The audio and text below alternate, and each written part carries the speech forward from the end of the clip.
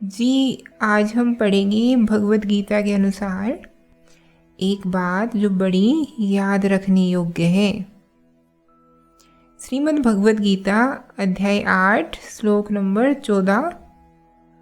इसमें श्री कृष्ण कहते हैं कि हे अर्जुन, जो पुरुष मुझ में अनन्य चित्त होकर सदा ही निरंतर मुझ पुरुषोत्तम को स्मरण करता है, उस नित्य निरंतर मुझ में युक्त हुए योगी के लिए मैं सुलभ हूँ, अर्थात उसे सहज ही प्राप्त हो जाता हूँ।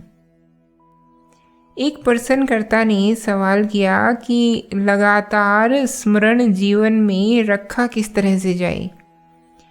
क्या कृष्ण को देह रूप में पूजें, जैसे मूर्ति पूजा समाज में प्रचलित है? लेकिन फिर लगता है कि यह मूर्ति तो वो होगी जिसे मन जान सकता है, तो फिर आगे जाके द्वंद्व होगा और यह तरीका ज़्यादा लंबा चलेगा नहीं। तो फिर क्या कृष्ण को निराकार या अज्ञेय मानकर पूजें? पर अज्ञेय को तो हम कभी पकड़ ही नहीं पाते हैं, निराकार का तो हम मनन ही नहीं कर सकते, तो उसको पूजेंगे कैसे? या फिर हम संसार के झूठ को देखते रहें और कृष्ण का स्मरण करते रहें? फिर प्रश्नकर्ता ने कहा कि 8वें अध्याय को कुछ बार पढ़ लेने पर ज्ञात हुआ कि ईश्वर का स्मरण ही एकमात्र कर्म है। परंतु मन में सवाल उठ रहा है कि ईश्वर कौन है और उनका स्मरण करने का तात्पर्य क्या है। लगता है कि श्रीमद् भगवद गीता का पाठ करना, सत्संग में उपस्थित होना और ईश्वर को जानने के लिए सवाल पूछना, क्या ऐसा करना ही बस ईश्वर का स्मरण होता है? इसका उत्तर ये है कि स्मरण क्या है, इसमें तो कोई संदेह नहीं। बखूबी 3 संभावनाएं लिखी हैं स्मरण के विषय में भगवद गीता में। यदि उन तीनों को ही निकट से देख लेंगे तो आपको स्पष्ट हो जाएगा कि स्मरण क्या है। क्या कृष्ण का स्मरण उन्हें मूर्ति रूप में याद रख के करें? क्या देह रूप में उनकी सलोनी मन भावन छवि को याद करें? फिर आपने कहा कि देखिए, छवि, देह, मूर्ति ये सब तो मन के दायरे में ही आती हैं, सांसारिकता के ही आयाम की चीज़ें हैं, तो ये बहुत दूर तक नहीं चलेंगी। क्योंकि यदि मन नश्वर है तो मन द्वारा कल्पित सब मूर्तियां भी नश्वर हुई। जब मन अनित्य है, जब मन दोषपूर्ण है, तो मन द्वारा कल्पित और रचित सब मूर्तियां भी दोषपूर्ण हुई। तो आपने स्वयं ही समझ लिया है कि ये तरीका बहुत दूर तक नहीं जाएगा। ये जो किस्से, कहानियाँ, छवियाँ आदि होती हैं, ये बहुत दूर तक नहीं जाएगी। आपने कहा कि ये तो हो ही नहीं सकता कि निरंतर हम कृष्ण की मूर्ति को याद करते रहें कृष्ण के स्मरण के लिए। हाँ, हो सकता है कि मूर्ति का निश्चित ही कुछ सार्थक उपयोग हो, मूर्ति निश्चित ही कोई मूल्यवान उपयोगी विधि हो, लेकिन निरंतर कृष्ण स्मरण का अर्थ मूर्ति का स्मरण नहीं हो सकता। तो ये बात आपने स्वयं ही पकड़ ली है। फिर आगे आपने कहा कि क्या हम कृष्ण को निराकार और अज्ञेय जानकर पूजें? आप कह रहे हैं कि ऐसा भी नहीं हो सकता, क्योंकि निराकार को तो जाना ही नहीं जा सकता। अज्ञेय माने जिसका ज्ञान संभव ही नहीं है, मन की पकड़ से बहुत बाहर का है, तो हम उसको पूजेंगे कैसे? कोई आपसे पूछेगा कि किसको पूज रहे हो, तो आप क्या जवाब देंगे? स्वयं को ही क्या बताएंगे? जिसका कोई ठिकाना नहीं, जिससे कोई पहचान नहीं, जिस पर कोई पकड़ नहीं, उसके पूजन की विधि क्या लगाएंगे? तो आपने कहा कि पहला तरीका कि मूर्ति रूप में पूजो, छवि रूप में पूजो, वो इसलिए नहीं चलेगा क्योंकि वो तरीका मन के अंदर का है। मन के अंदर जो है वो मन की सहायता कैसे करेगा? मन के अंदर की सामग्री मन के लिए कितनी सहायक हो सकती है? तो फिर ये तरीका तो कुछ जचा नहीं और इससे मैं सहमत हूँ। फिर आपने कहा कि जो दूसरा तरीका है कि अक्सर अविनाशी ब्रह्म जानकर पूजो कृष्ण को, आप कह रहे हो कि वो तरीका भी कुछ जच नहीं रहा है।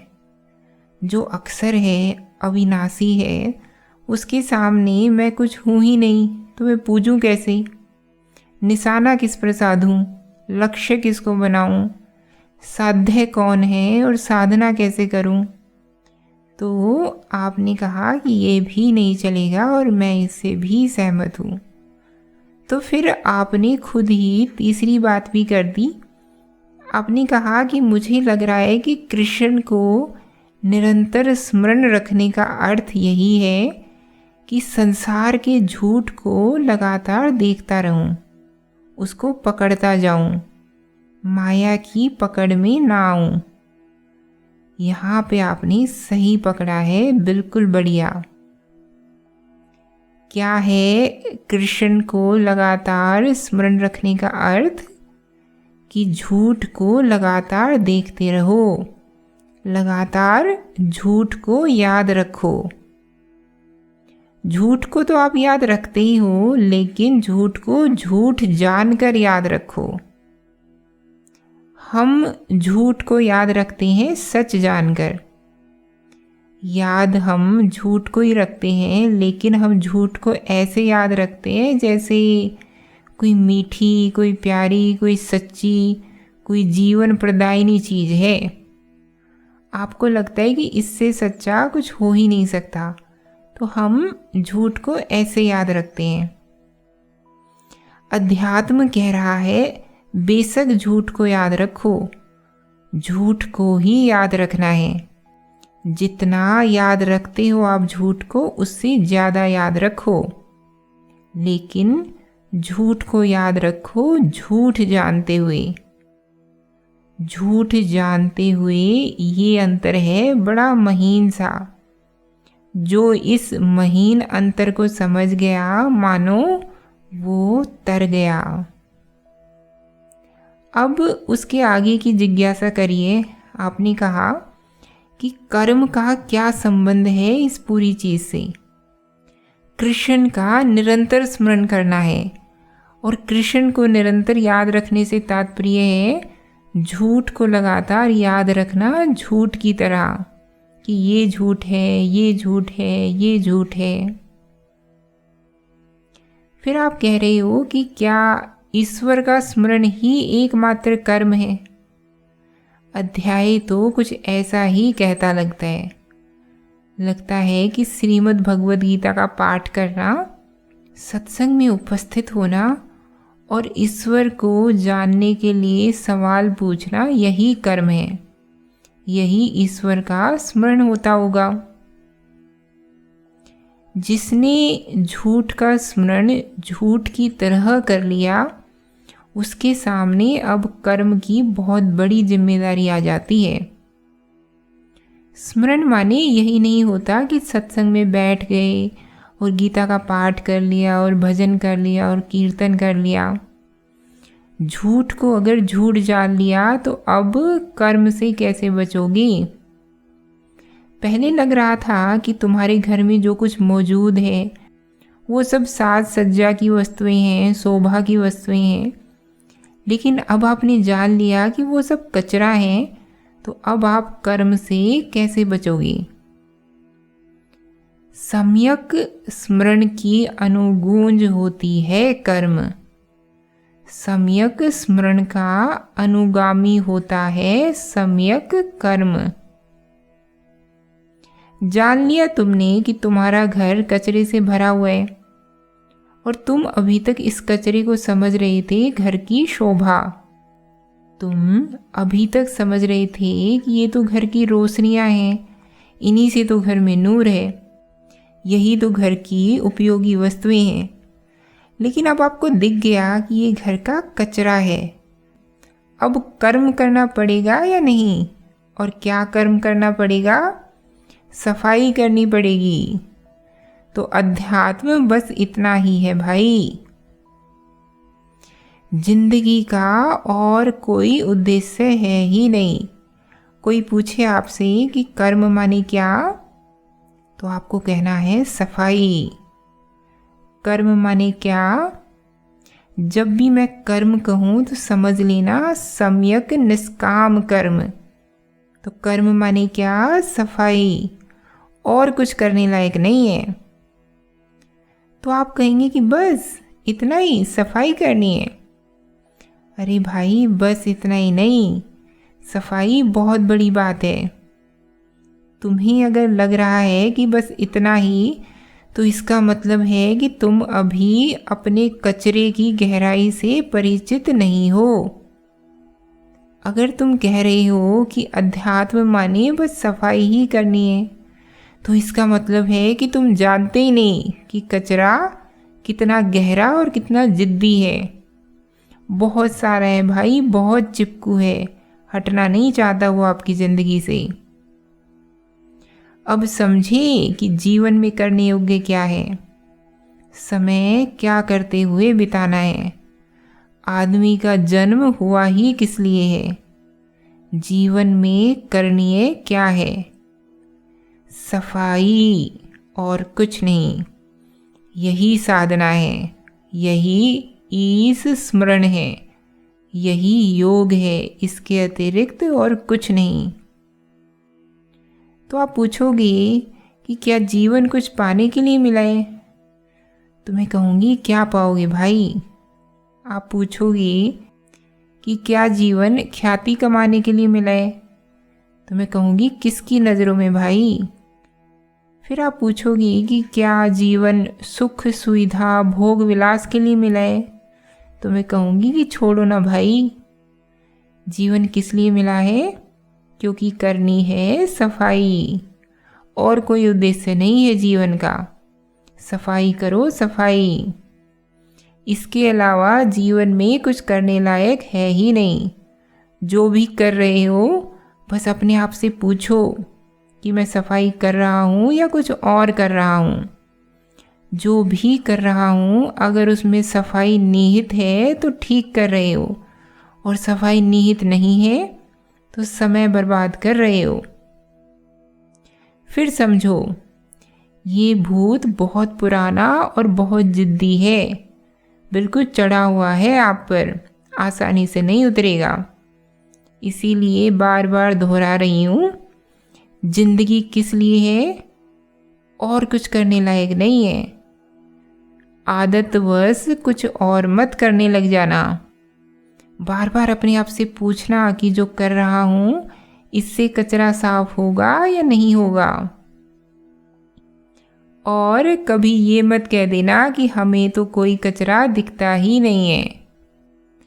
कचरा बहुत है, तुम्हें अगर न दिख रहा हो तो ये खतरे का सूचक है आपके लिए, क्योंकि दिख जाए तो सफाई की कुछ संभावना तो बनती है, और ना दिखे तो फिर कचरे पर ही सोना पड़ता है। फिर से बोलो, क्या है एक ही काम जो करने लायक है?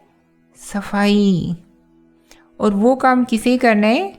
आपको ही करना है, और उस रास्ते पर चलना ही एकमात्र सार्थक उद्देश्य है जीवन का। वही दिन भर करना है, आज भी करना है और कल भी करना है। कुछ पाना नहीं है, मिटाना है। बहुत गंदा कर दिया है, अब उसको मिटाना है। पाने के लिए क्या है? सफाई की अनुपस्थिति होती है ना, जो व्यर्थ उपस्थित है उसको अनुपस्थित करना है। और ये धूप बाती की बात नहीं हो रही कि सफाई का तो मतलब है कि कमरा खुशबू से भर जाए। नहीं भाई, खुशबू से कमरा नहीं भरना है, बस अपनी बदबू को खाली करना है।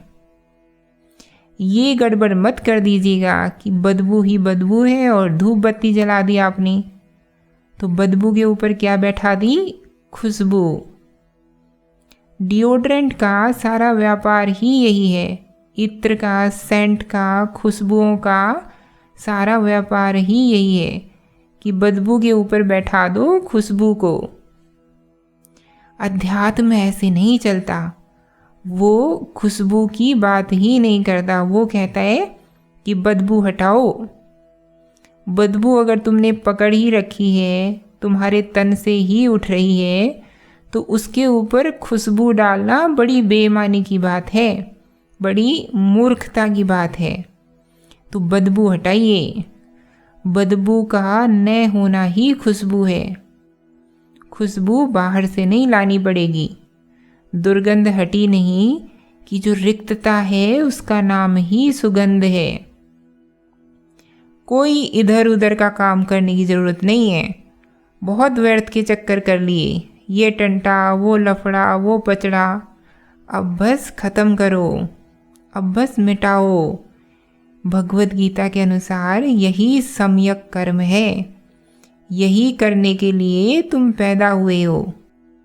तो अपने जन्म को सार्थक करो।